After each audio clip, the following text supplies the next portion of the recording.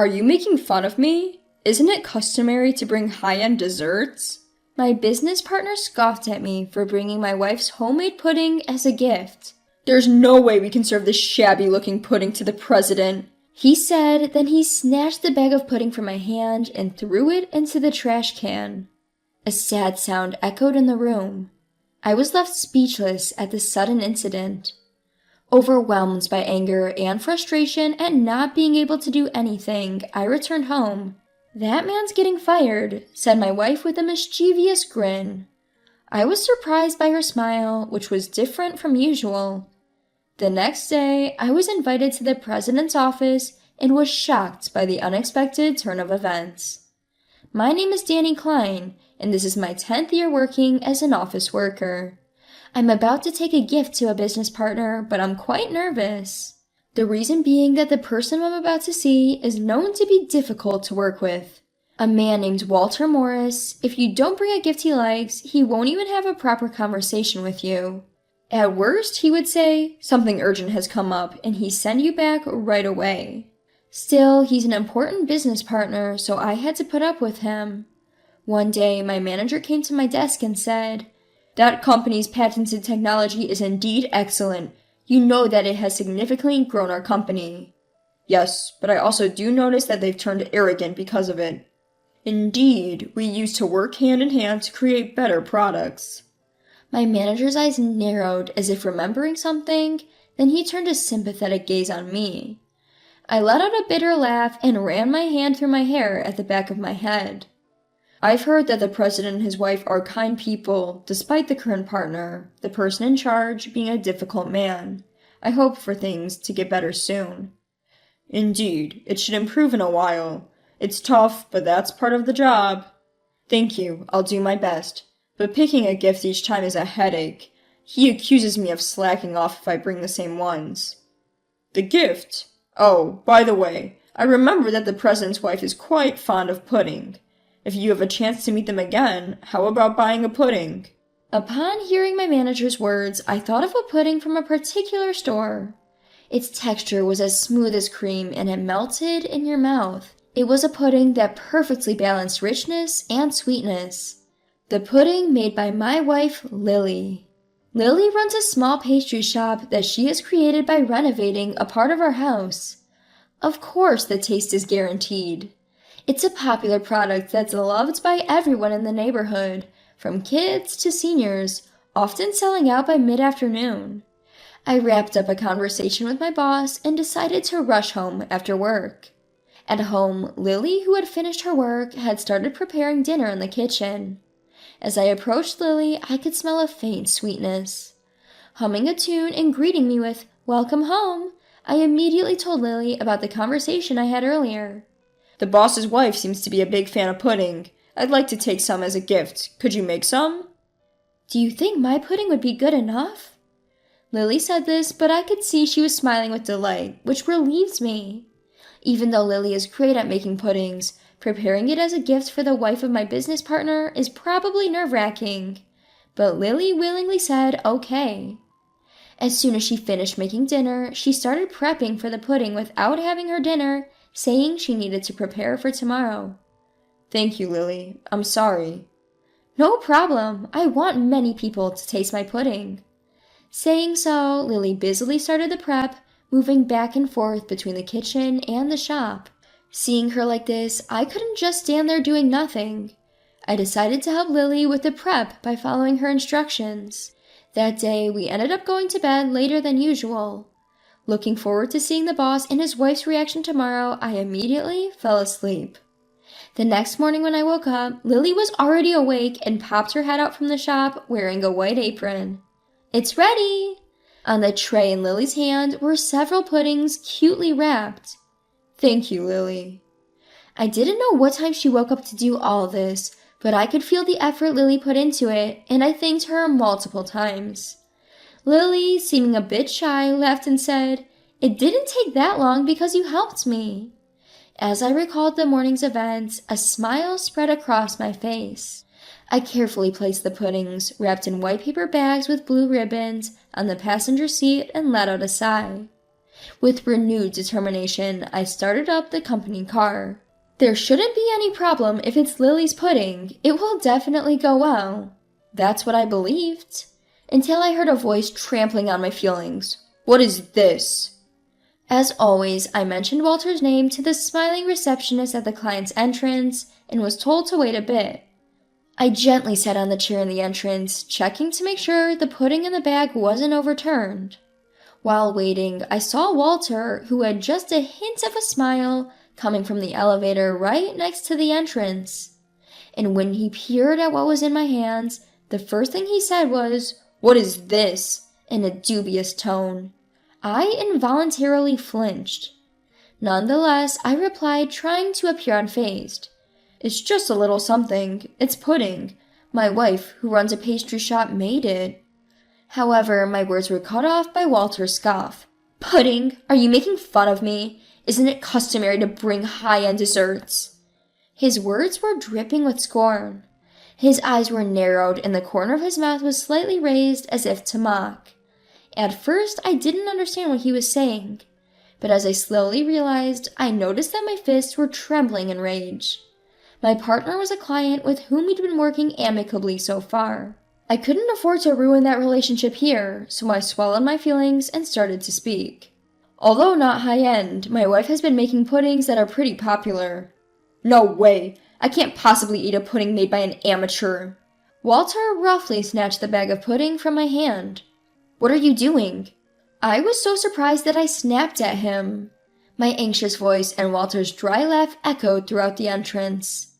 The receptionist who had attended to me earlier and some employees who just happened to pass by were looking at us suspiciously. "I'm bothered by being presented with such trashy stuff." Walter lifted the bag to his face and narrowed his eyes as if examining it. While I felt my blood rising to my head, I struggled to maintain my composure. "But I heard it's the CEO's wife's favorite." "Even so, would you bring something made by an amateur?" "My wife is certainly not an amateur." "Even so, you must understand that I can't serve such an unsightly pudding to the president." With that, Walter let go of the bag he was holding over the trash can placed next to the chair. It all happened in an instant. My body couldn't react in time, and I could only stand there in silence. The bag with the pudding inside fell into the trash can, making a sorrowful sound. A small scream came from the receptionist's direction. "I'll dispose it for you today. Just be careful next time," he said, his voice laced with what sounded like utter annoyance. All I could do was stare at the discarded pudding and utter an almost inaudible, I'm sorry."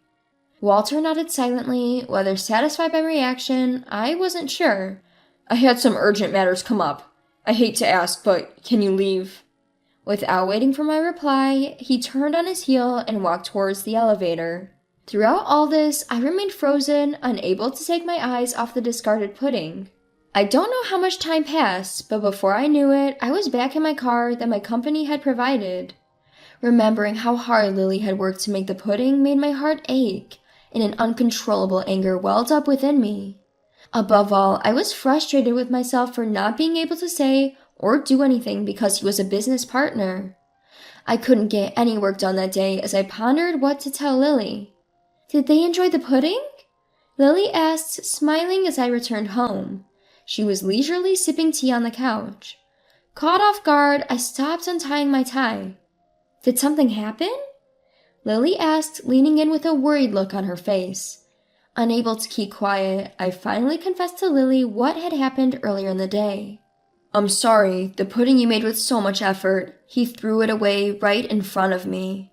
Lily looked surprised at my confession, but she immediately squeezed my hand gently.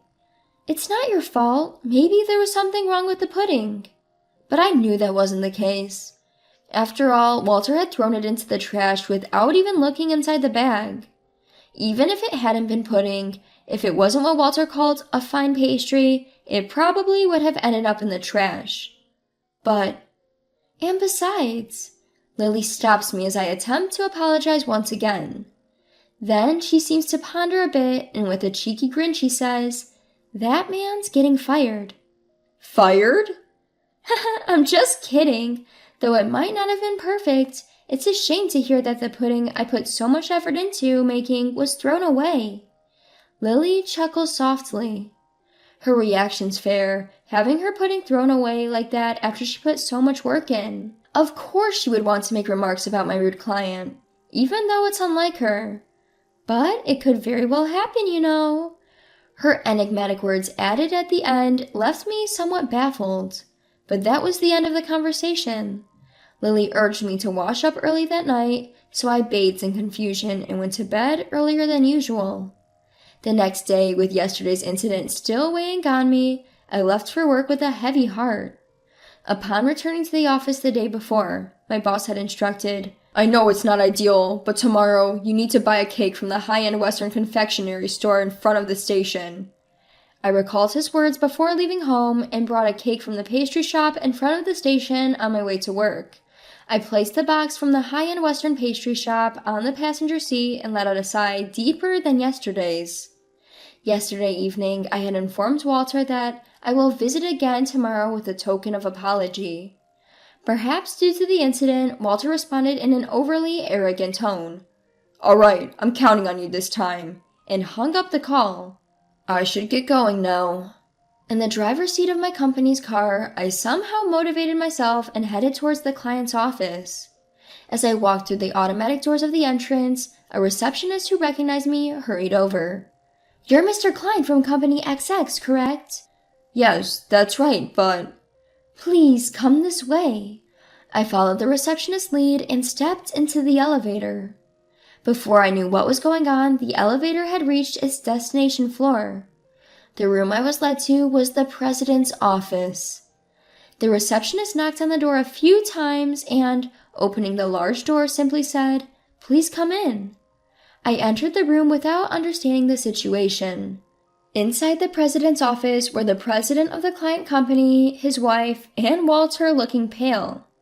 I had thought that he would act haughty again today due to yesterday's incident, but I was mistaken. "Nice to meet you. I'm Danny Klein from Company XX. Thank you for having me here today." With a question mark hovering over my head, I greeted the president of the company we were dealing with, Mr. Peterson. "You must be Danny. Nice to meet you. I'm Mr. Peterson. This is my wife, Anne." "Nice to meet you." Cutting the greeting short, Mr. Peterson and his wife exchanged glances, called out my name Danny, and bowed deeply. "We are truly sorry for what happened. We apologize." "I beg your pardon?" I asked, surprised by the sudden change in the president's tone. Next to the president, his wife was also bowing with a speechless expression. I hurriedly told them to please lift your heads, but they wouldn't. Next thing I know, Walter, standing diagonally behind them, was also bowing. "We are terribly sorry." The usual arrogant Walter was nowhere to be found. Instead, I saw him apologizing with careful words for the first time. Caught off guard, I was at a loss for words. "Actually, yesterday, my wife noticed something in the lobby trash can while cleaning," he continued. His wife nodded in agreement. I thought I saw a hint of anger in her eyes. "When she asked around, she was told that the pudding you brought earlier in the day had been rudely thrown away by him. We hurriedly called him to confirm, and at first he denied it, but later grudgingly admitted it." A cold glance from Mr. Peterson was directed at Walter. Upon noticing the gaze, Walter bit his lip and turned away. "I did not know that Mrs. Peterson liked pudding. I assumed it was a lie from Danny, and I threw it away without thinking twice. I am sorry." His voice was quieter than I had ever heard before. As I was stunned by the un-Walter-like attitude, Mrs. Peterson shook her head with a stern face. "That's not why I'm angry." Mrs. Peterson, who had been silent until now, muttered in an anger-laced voice as if to correct him. "Danny, I have also known about the pudding from Lily's store for a while. I also knew it was so popular that it always sold out. Despite being so busy, you had prepared the pudding for me." Unable to endure Mrs. Peterson's gaze, Walter whimpered. "My wife can't forgive you for trampling on the goodwill of the makers, you, Danny, and Lily. I can't believe an employee of a manufacturing company doesn't understand the value of the thoughts poured into a product." I was shocked. Not just because Mrs. Peterson knew about Lily's store, but because she understood the feelings of a craftsman in the manufacturing process. Walter, who had turned from pale to white, began to say, "I'm sorry," but Mr. Peterson immediately pointed out, "Face the person you're apologizing to," and made him lift his pale face. "I sincerely apologize for carelessly discarding the handmade gift from your wife yesterday without thinking twice." Walter, who berated and threw away my wife's pudding yesterday, was now apologizing to me, facing me straight and repeatedly bowing his head. In that moment, I felt something clearing up within me. After coming home, I saw Lily drinking tea on the sofa, just like yesterday. Without even greeting her, "I'm back," I began to talk about today's events. Lily, without interrupting me, listened till the end, then smiled and said, "That's what I thought." "That's what I thought? You knew this would happen?" Her attitude since yesterday suggested she had expected all of this. Lily stood up and brought a cup of tea for me from the kitchen. As she handed it to me, she began to speak. "Actually, yesterday evening, a pale-looking man in a suit came to buy our pudding, but it was already sold out. But he told me that the wife of his company's CEO is a big fan of our pudding, so—" "Could it be?" "The president's wife that he was referring to must be Ann Peterson." Lily nodded affirmatively, her face beaming with joy. "It feels so good to know there are people who understand and appreciate the thoughts of us producers. It makes me want to make even better things for such people." Lily, still smiling, took a sip of her tea. Seeing her genuinely happy, I felt like I truly understood the words of Mr. and Mrs. Peterson. At the same time, I felt remorse. Did I truly understand and value the thoughts of the producers like Lily does while I did my job?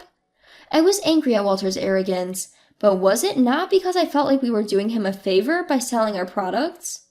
Maybe I was also the one getting carried away. Like Lily, shouldn't I perform work that will deliver the thoughts of creators to consumers? I can't really call out Walter for his arrogance anymore. While I was contemplating all this, Lily noticed something and gently placed her hand on my shoulder. "From now on, perhaps you'll consider both the creators' and the users' perspectives."